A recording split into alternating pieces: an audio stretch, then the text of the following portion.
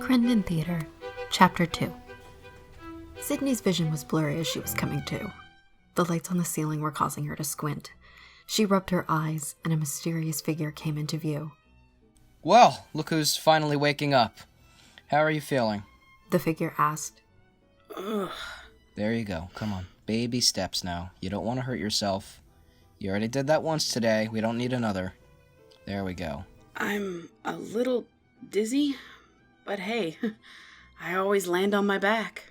Sydney said, laughing a bit at herself while attempting to stand. Whew! What a way to go! Her vision finally cleared and saw the figure for the first time. It was a man, but not one she recognized. Judging by the way his t-shirt and leather jacket hung, his physique was more relaxed than most. She could guess that he was someone who loved to work with his hands, and who practically was born to work in the theater. The man's presence and shoulder width were intimidating despite not being much taller than her, though the shit-eating grin he was giving her was kind of like a wrecking ball to any threats. Hey, I'm Jason.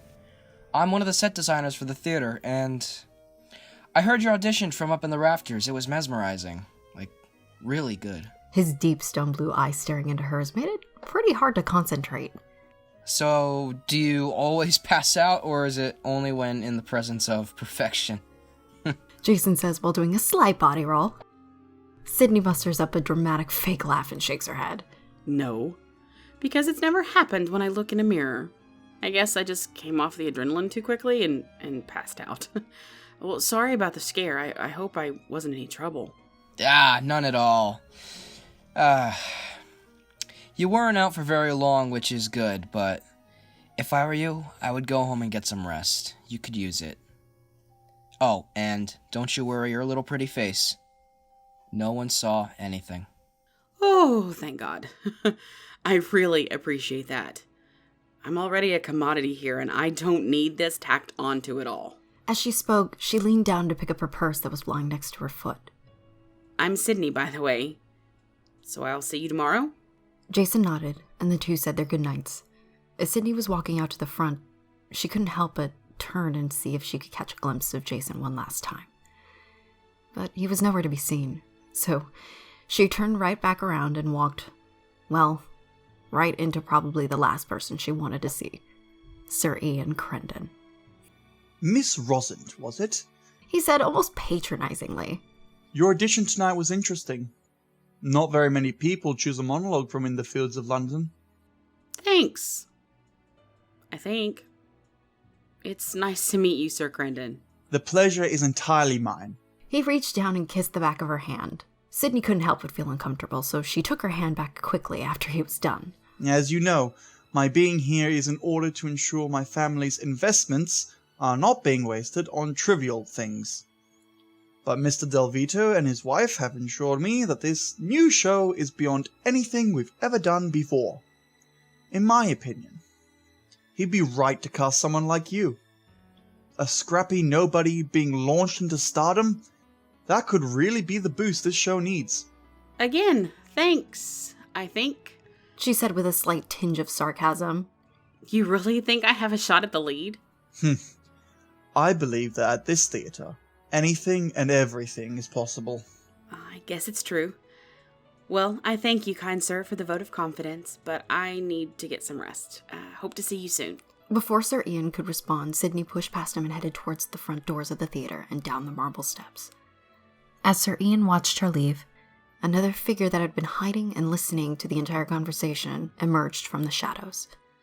It was Lady Atticelli Letty, the prima ballerina of Crenden Theatre. Lady Atticelli was like a Pomeranian. Cute to look at, but she thinks she can take anybody on. Raised in the Letty name, she was raised as a frickin' princess who's really never set foot in a world outside of her own. With a sharp bob haircut, it accented her sickeningly thin figure like a light against the edge of a razor blade. Her moods were, well, unpredictable. Even worse was a full-grown woman and she still throws tantrums whenever she feels like she's being ignored. Don't get me wrong, she's a great dancer. Just a horrible, horrible personality. Do you really think that girl has even a shot in the dark chance of competing with the rest of us? Not only do I think she has a chance, I think she'll take the lead. Don't make me laugh, Ian. We both know she's just a working-class girl, a nobody, and someone who doesn't belong on this stage with the likes of us. Is the prima donna scared of a little competition? We all know there is no competition when it comes to me. Anything and everything is possible, Araceli. We both know that. So if I were you, I'd start rehearsing for the ensemble. Sir Ian pushed past Lady Araceli and bumped her shoulder on the way out. She was obviously fuming, but quickly changed to worry. Could it be possible for this scrappy little nobody to take the lead? She knew that if Sir Ian had anything to do with it, it was definitely going to be so. Lady Araceli threw her hands up in frustration and walked back to the green rooms. Outside the steps of the theater, Sydney took a moment to pause and catch her breath. She couldn't help but feel uneased how serious Sir Ian actually was. The streets were still as the glow of the lamps lit part of the neighborhood. A giant straight road lined with mansions of nobles. Imagine that one street that you always went trick-or-treating on because they always had full candy bars and fire dancers for some reason. It's a lot like that. Sydney's apartment was on the last block of what seemed like miles of road. Sid, wait up! Sydney whipped her head around and grabbed her bag tightly as a reflex, only to relax when she saw Sir Adrian skipping down the stairs. Hey, there you are. You disappeared after your audition. You doing okay? Yeah, Sir Before Sydney could continue, Sir Adrian started laughing and insisted on her calling him Adrian. Fine. Adrian.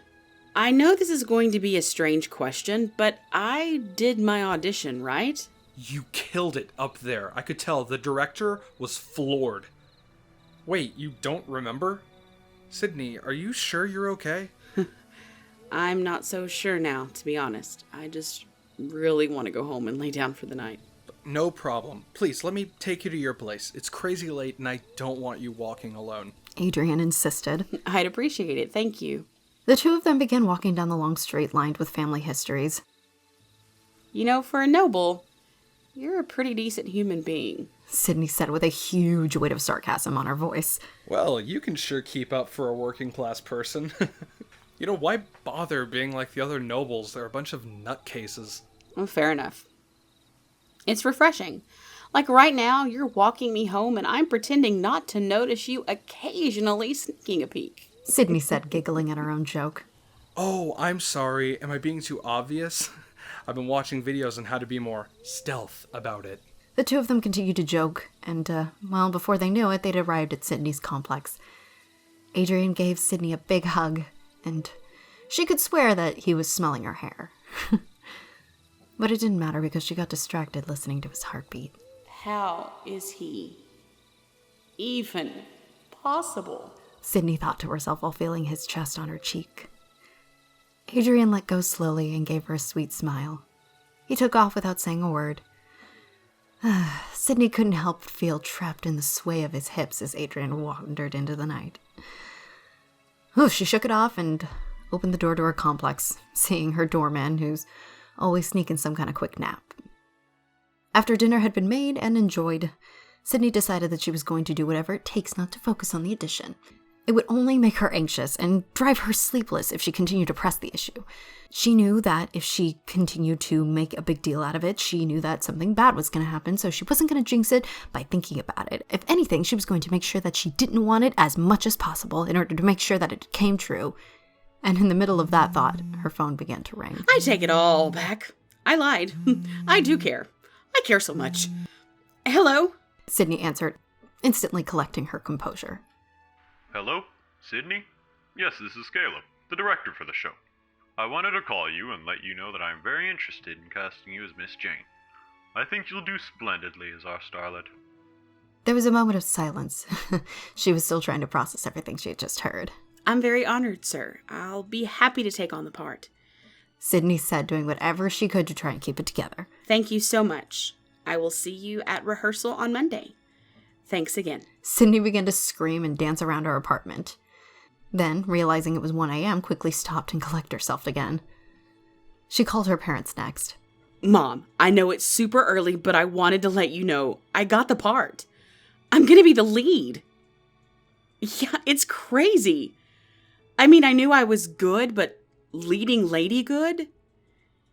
This is going to be so great, Mom. I promise I'll work crazy hard to make sure the whole show is amazing. Yeah, you're right. I'm sorry. I'll let you get back to sleep.